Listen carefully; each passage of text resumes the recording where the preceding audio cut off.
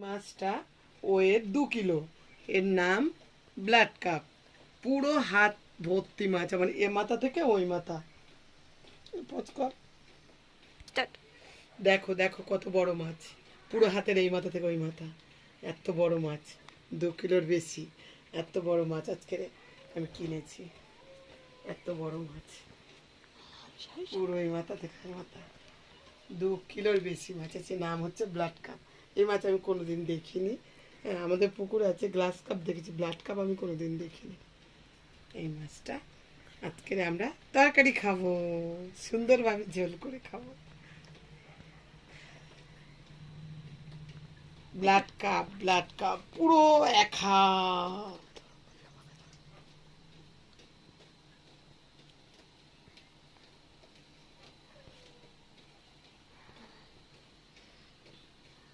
পুরো 1